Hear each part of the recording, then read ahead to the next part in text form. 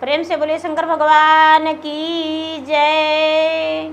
हर हर महादेव। देवों का देव महादेव जी के चरण में प्रणाम करती हूँ, मेरा प्रणाम स्वीकार हो। मैया गौरा पार्वती के चरण में प्रणाम करती हूँ, मेरा प्रणाम स्वीकार हो। गणपति ललनमा के चरण में प्रणाम करती हूँ, मेरा प्रणाम स्वीकार हो। सब गुरु भाई बहना के चरण में प्रणाम करती हूँ। जितना मेरे YouTube पे कथा कहानी सुन रहे हैं सबके प्रणाम करती हूँ, मेरा प्रणाम को स्वीकार करें। गुरु भाई बहना, मैं एक कथा सुनाने जा रही हूँ, इस कथा को पूरा सुनिए और रहस्य जानिए। हर हर महादेव, घर घर महादेव। गुरु भाई बहना,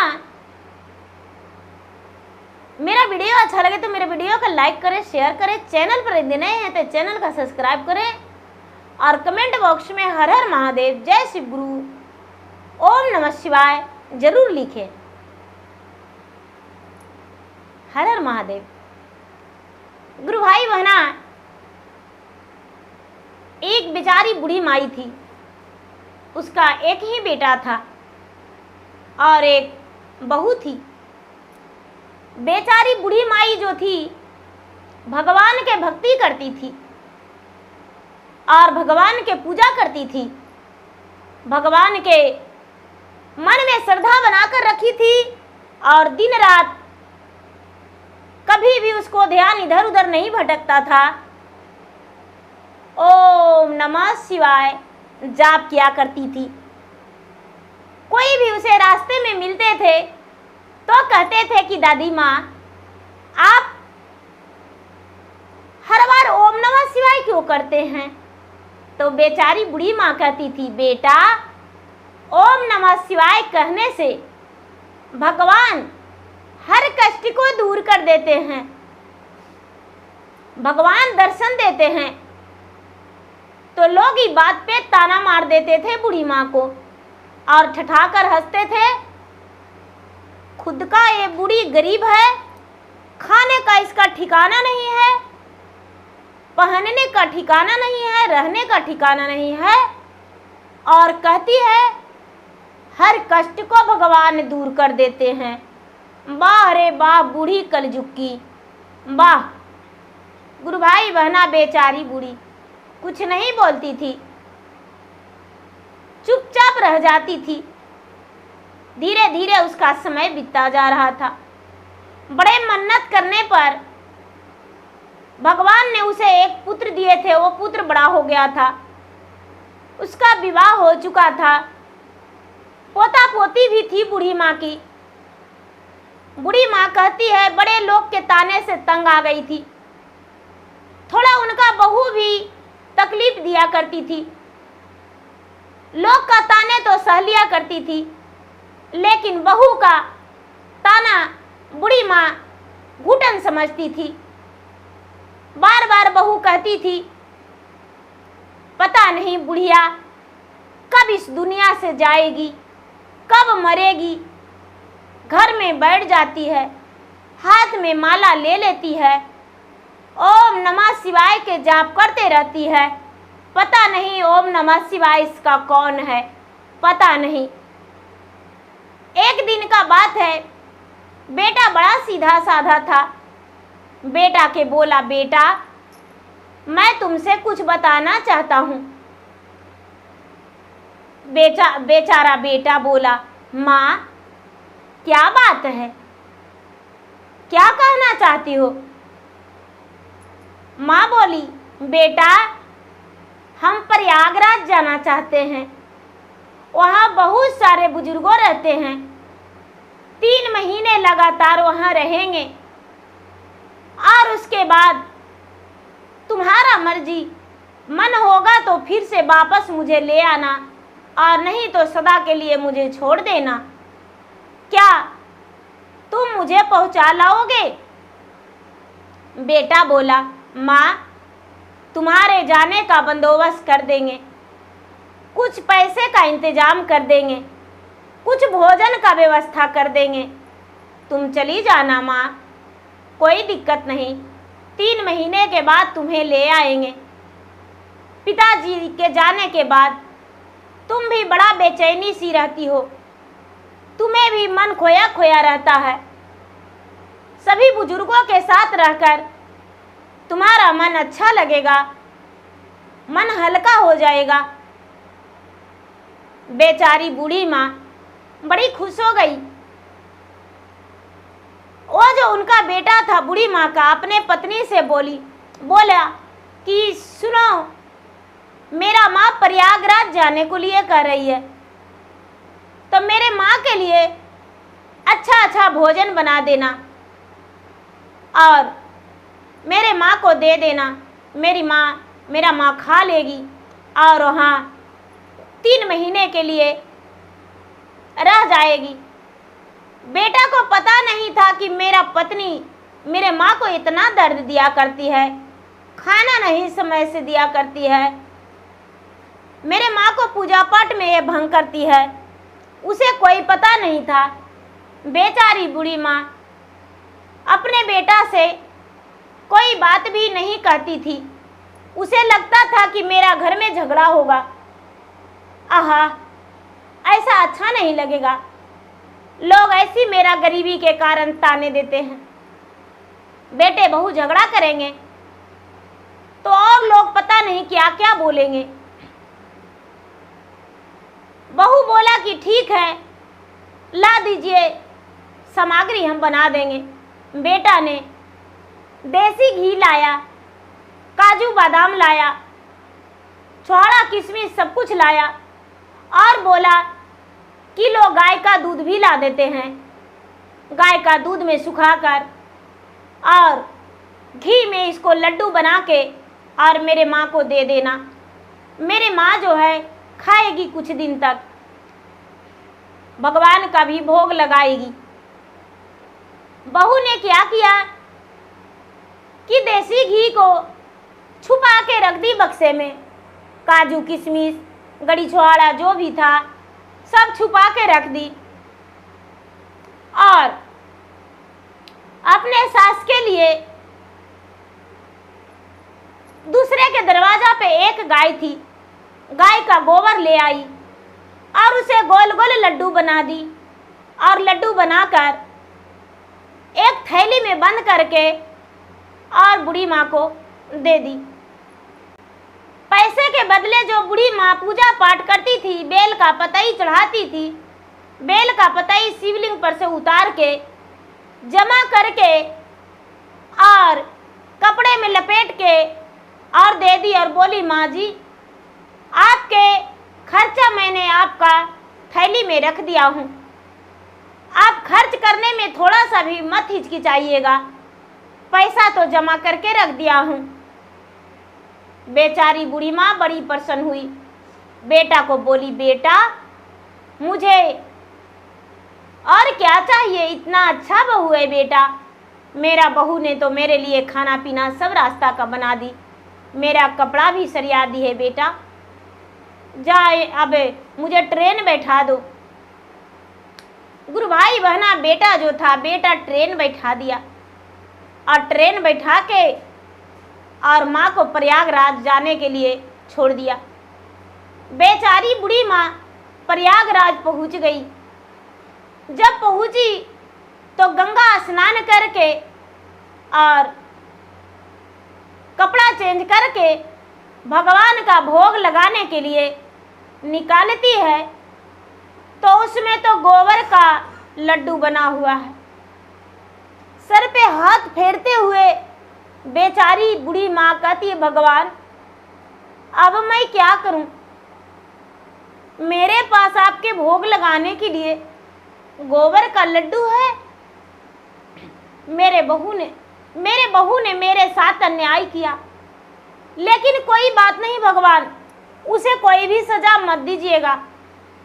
मेरा बहू है, एक ही है, बड़े मन्नत के बाद मुझे पुत्र हुआ। भगवान कभी सजा देने का मत सोचिएगा। अब 3 महीना मुझे रहना है, क्या करूं? मंदिर में रह के और 3 महीना तो किसी तरह बिता लेंगे, लेकिन बहू ने कुछ रुपया दिया है, उस रुपये से प्रसादी खरीद कर और आपका भोग हम लगा देंगे भगवान जी। चिंता मत कीजिए, आपको भूखा नहीं रहने देंगे। आज तक क्या मैंने कभी आपको भूखा रखा हूं? आज भूखा रखेंगे? बेचारी पोटली खोलती है तो उसमें बेल का पतई सरियाया हुआ रहता है। अब उसका कलेजा दहलने लगा, आंखों से आंसू टपकने लगा, जैसे कि मोतियों का लहर गिर रहा है। उसके पास कोई उपाय नहीं था। उसके पास 2-4 रुपया बची खुची बच रहा था। लगता है कि 2-4 रुपया मेरे पास है। बेचारी बूढ़ी माँ सोची, चलो इस 2-4 रुपये से हम भगवान के प्रसादी लाकर भगवान के मंदिर में भोग लगा देंगे, जलाभिषेक कर देंगे। तभी एक छोटा सा नन्हा सा बालक बूढ़ी माँ के पास आए और कहते हैं कि दादी माँ, मुझे बहुत जोरों का भूख लगा है माँ, कुछ भोजन करा दो। बेचारी बूढ़ी माँ कहती है, बेटा मैं क्या कहूँ, मेरे पास कुछ भी नहीं भोजन है बेटा, क्या भोजन कराऊं? माँ मुझे बहुत जोरों से भूख लगा है। दादी माँ पूछी, क्या बेटा तुम्हारे माता पिता? क्या कहूँ माँ, मेरे माता पिता का तो कोई पता नहीं, मेरे माता पिता नहीं है इस संसार में, मैं बहुत भूखा हूँ माँ, कुछ भी मुझे भोजन करा दे। बेचारी बूढ़ी माँ बोली, बेटा मैं क्या बताऊं, मेरे पास कुछ भी नहीं। मन ही मन सोचती है बेचारी बूढ़ी माँ, इस गोबर का लड्डू मैं कैसे भगवान को, इस बालक को खिलाऊं? भगवान जी अब मेरे पास कोई उपाय नहीं, मुझसे जांचना लेने के लिए इस बालक को भेज दिए। कोई बात नहीं बेटा, यहीं पे बैठो, हम तुम्हारे लिए कुछ लेकर आते हैं। मेरे पास 5 रुपया बच रहा है, उससे हम ले आएंगे। बालक बोला, इतनी बड़ा झोला है तुम्हारे पास माता, क्या झोला में तुम्हारे पास कुछ नहीं? बेचारी बूढ़ी माँ बोली, नहीं बेटा। बच्चा जिद करने लगा और जमीन पर गिर के छटपटाने लगा और कहता है कि माँ जल्दी से तू अपना थैला खोल के मुझे कुछ खिला दे, अब मेरा प्राण निकल जाएगा। बेचारी बूढ़ी माँ भगवान के नाम लेकर थैला खोल के बच्चा को दिखाने को लिए सोचती है कि देख लो मेरा थैला में कुछ नहीं है। बेचारी बूढ़ी माँ जब थैला खोली तो थैला खोलते ही उसे बहुत सुंदर खुशबू आया, बहुत सुंदर खुशबू आया और उसमें खुशबू के साथ साथ नीचे सर करके देखती है बूढ़ी माँ तो गड़ी छुहारा काजू किशमिश बादाम का लड्डू दूध में सिझाकर और घी में बांधकर वो लड्डू से घी टपक रहा है, देसी घी। कहती है बेटा मेरे पास है भोजन, लो बेटा खा लो। लो बालक बोला, माँ तू तो बोली दादी माँ कि मेरे पास कुछ भी नहीं, पर इतना सुंदर भोजन तुम रखी हो, कितना अच्छा लग रहा है। स्वादिष्ट भोजन वो बालक खाया और बोला कि मैं जा रहा हूँ, फिर कल आके तुम्हारे पास एक लड्डू खा लेंगे। बेचारी बूढ़ी माँ बोली, ठीक है बेटा आ जाना। वो बालक चला गया। गुरु भाई बना दूसरा दिन बालक फिर से आया और बूढ़ी माँ से लड्डू मांगा। बूढ़ी माँ ने पूजा पाठ करके भगवान को भोग लगाई थी, स्वयं खाई थी लड्डू और उस बालक के लिए भी लड्डू रखी थी। वो बालक आया और बूढ़ी माँ से मांगा। बूढ़ी माँ ने बड़े प्रेम से उनके सर पे अपने हाथ फैलाते हुए सहराते हुए उन्हें लड्डू खिलाए। लड्डू खिलाकर और उस बच्चे के साथ अपने समय बिताई। बच्चे के साथ जितना देरी रही उतना देरी उसे बहुत अच्छा लगा। अब कई दिन आने के बाद एक दिन वो बच्चा बोला, बूढ़ी माँ के ये भी पता नहीं कि मेरा जितना बेल के पतई था वो सब तो रुपया में बदल गया है। वो बच्चा सोचा, भगवान सोचते हैं कि ये तो खाली हाथ रह रही है, इसे तो कुछ लेने का भी मन कर रहा है, तो ये ले नहीं पा रही है, कोई बात नहीं। भगवान एक दिन गए और कहने लगे, माँ, दादी माँ, देखो खिलौने वाला आया है, मुझे खिलौने खरीद दो। सभी बच्चे खिलौने से खेलते हैं, पर मेरे पास कोई खिलौना नहीं है। बूढ़ी माँ बोली, बेटा, मेरे पास तो 5 रुपया था, लेकिन उसमें भी खर्च हो गया, अब 1 रुपया 8 आना बच रहा होगा। तभी बच्चा बोला, नहीं माँ, तुम्हारे पास और रुपया है, तुम शायद नहीं देखी होगी। बूढ़ी माँ ने अपना झोला खोलने लगी, बंधी हुई बेलपतई खोलने लगी तो देखती है कि खाली रुपया है इसमें पड़ा हुआ। बूढ़ी माँ सोचती है कि भगवान का चमत्कार है। हे भगवान, हे भोलेनाथ, आपने मुझे सब कुछ दे दिया, जी करता है मैं वापस घर नहीं जाऊं। इतना ही में बालक बोला, अरे दादी माँ, ये तूने क्या सोच लिया, घर कैसे नहीं जाएगी? तुम्हारा बेटा तुम्हारा कितना सीधा साधा है, तुम्हारा राह देख रहा है माँ। जब 3 महीना पूर जाएगा तो तेरा बेटा तुम्हें लेने आ जाएगा। बूढ़ी माँ ने उस बच्चे का खिलौने खरीद दी। अब तो प्रतिदिन वो बच्चा आने लगे और प्रतिदिन बूढ़ी माँ के साथ मन बहलाने लगे। धीरे धीरे कैसे 3 महीना बीत गया, बूढ़ी माँ को पता भी नहीं चला। पूरा प्रयागराज, बद्री नारायण, पूरा तीर्थ यात्रा अच्छे से भ्रमण कर ली बूढ़ी माता ने। अपने जिंदगी में हर मंदिर घूम ली और घूमकर चारों तरफ देख ली। 3 महीना बीता तो बेटा पहुंचा, और बेटा पहुंचा तो माँ जो थी बहुत अच्छी लग रही थी। उसका शरीर जो था देखने में 3 महीने में सुंदर लग रही थी। बेटा सोचा, अरे मेरा पत्नी ने क्या दिया था मेरे माँ के लिए, मेरे माँ तो खा पी कर मोटी हो गई है, चलो अच्छा है। गुरु भाई बहना, 3 महीने के बाद बेचारी बूढ़ी माँ अपने बेटे के साथ घर लौटी। उस बालक को बोली कि अब हम घर जा रहे हैं बेटा, क्या मेरे साथ चलोगे? बालक बोला, दादी माँ, मैं तो सबके साथ रहता हूँ, सबके पास रहता हूँ, सबके मन में रहता हूँ, सबके घर में रहता हूँ,